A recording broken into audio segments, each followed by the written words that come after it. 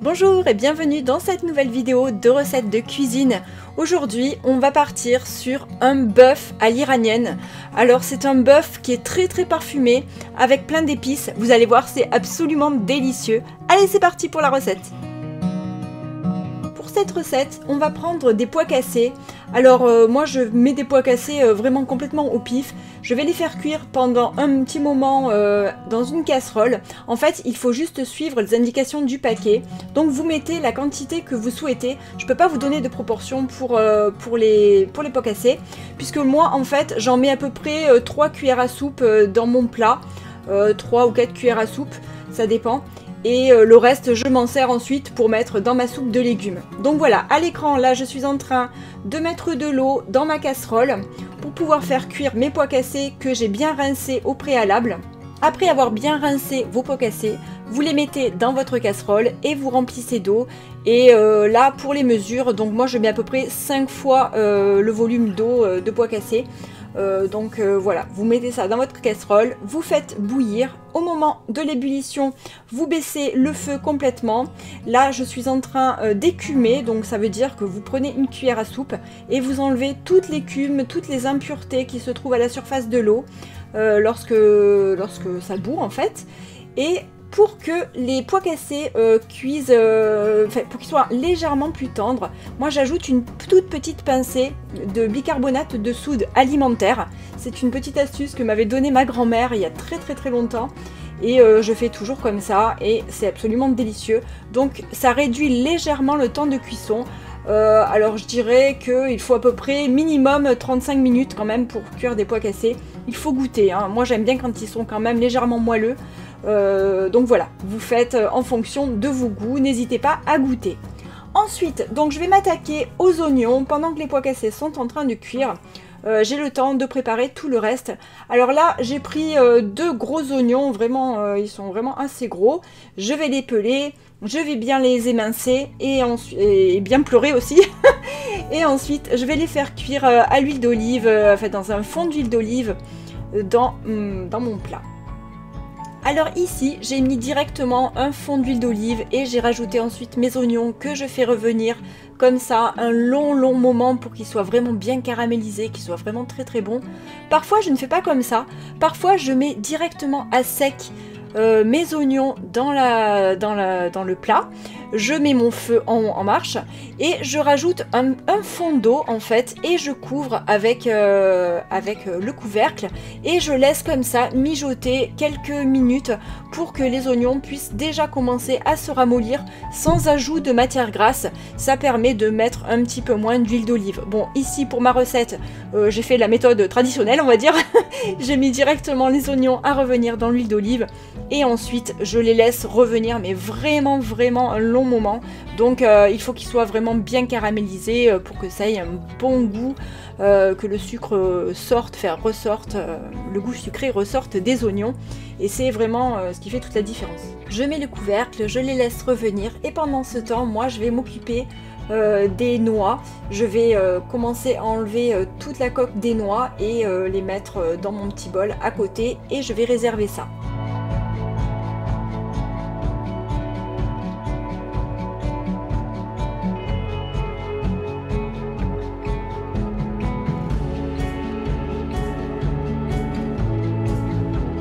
Alors je vous ai dit dans l'introduction que c'était du bœuf à l'iranienne.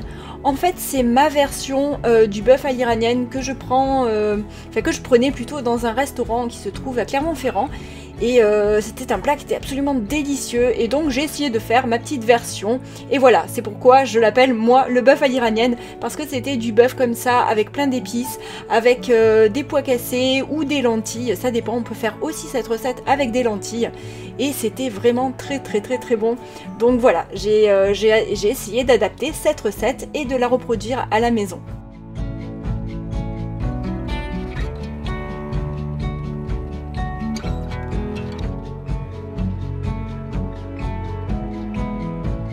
Donc pour les proportions de noix, ça non plus, je peux pas trop vous dire, vous voyez à peu près à l'écran, il en faut quand même pas mal. Ensuite, je retourne dans ma cuisine, je remue un petit peu les pois cassés, je remue aussi les oignons pour pas que ça accroche. Si jamais vous voyez que les oignons ils commencent à accrocher un peu au fond de votre casserole, de votre faitout, vous pouvez rajouter un petit peu d'eau. Moi je rajoute en général plutôt de l'eau et pas de l'huile parce que sinon ça fait vraiment beaucoup d'huile. Mais voilà. Donc ensuite, je repasse sur mon plan de travail et je suis allée chercher de l'ail. Alors l'ail, c'est vraiment un ingrédient dont je me sers tout le temps dans ma cuisine. C'est vraiment excellent. L'ail et l'oignon, c'est vraiment deux produits dont je me sers tout le temps. Et là, je vais mettre une bonne dose d'ail en fait, pour que ça soit bien parfumé. Et je vous promets, vraiment, l'ail quand il est cuit, enfin, voilà, vous n'avez pas de problème de digestion. C'est juste un excellent parfum pour votre plat et c'est indispensable à mon goût. Donc là j'ai épluché mon ail et ensuite je le dégerme et ensuite je vais le passer au presse-ail. Alors c'est un presse-ail que je sais plus où, je sais que je l'avais acheté pour tout vous dire. Je crois que c'était à Auchan, mais il est vraiment génial parce qu'il est très lourd et il est hyper solide je trouve. Et vraiment j'en suis vraiment hyper contente. Et donc voilà, je passe toutes mes gousses au presse-ail et je réserve et je mettrai un petit peu plus tard directement dans mon plat avec mes oignons en attendant qu'ils finissent de caraméliser.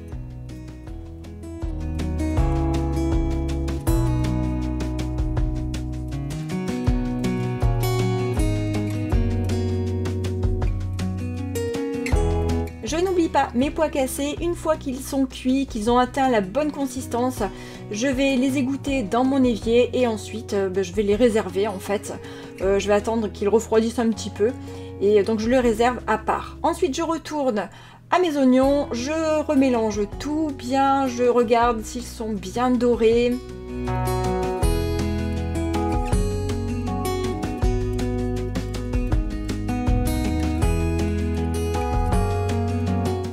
Lorsque les oignons sont bien dorés, je vais commencer à ajouter le reste, c'est-à-dire que je vais commencer déjà par ajouter l'ail en faisant très attention à bien le mélanger et à ne surtout pas le faire brûler parce que sinon ça donne pas un très bon goût. Donc je mets ma purée d'ail dans mon plat et ensuite je vais bien mélanger.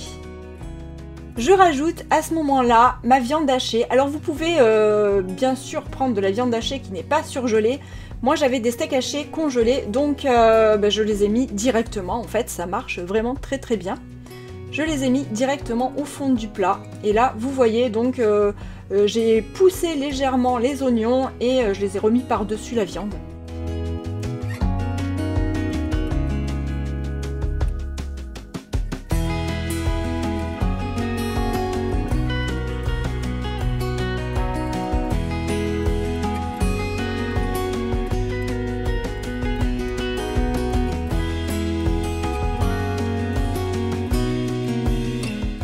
Une fois que la viande est complètement mélangée, je vais commencer par rajouter les épices. Alors là, je rajoute du cumin en grains parce que je n'en avais plus moulu.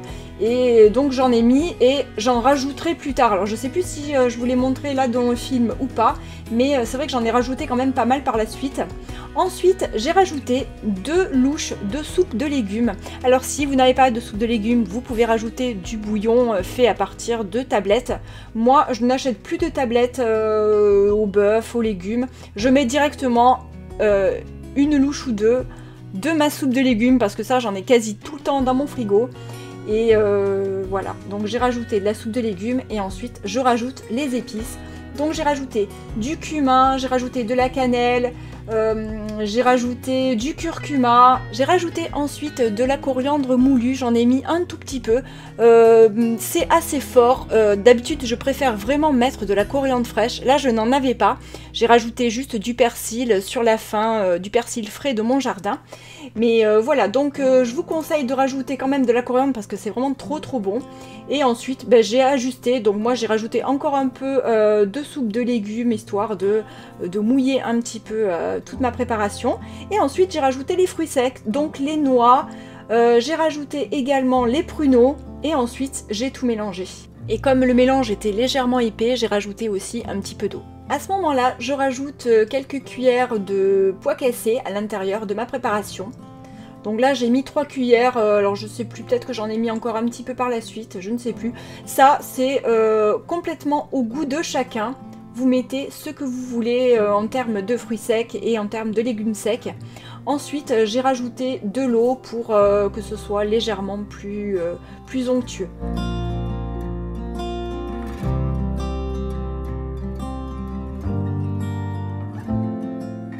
J'ai assaisonné avec un petit peu de poivre, en fait c'est plutôt un mélange de 5B et avec du sel. Une fois que tout est bien assaisonné, j'ai recouvert mon plat et j'ai laissé mijoter encore un petit moment à feu doux pour que tout s'imprègne bien des saveurs et de tous les parfums du plat. Et voilà, le plat est terminé et donc je le sers avec du riz basmati, avec du persil un petit peu par-dessus. Je vous conseille donc de la coriandre si vous en avez plutôt, mais avec du persil c'est délicieux aussi. J'ai mis aussi un petit peu de noix de cajou dessus pour le croustillant et du yaourt nature à côté en guise de sauce. C'est trop bon. C'est un plat qui est délicieux. N'hésitez pas à le faire et à m'en parler également dans les commentaires. Je vous promets, c'est vraiment trop bon. Merci d'avoir regardé cette vidéo. Je vous fais des gros bisous. N'hésitez pas à mettre un like si vous avez aimé. Et ben moi je vous dis à bientôt pour la prochaine vidéo. Bye!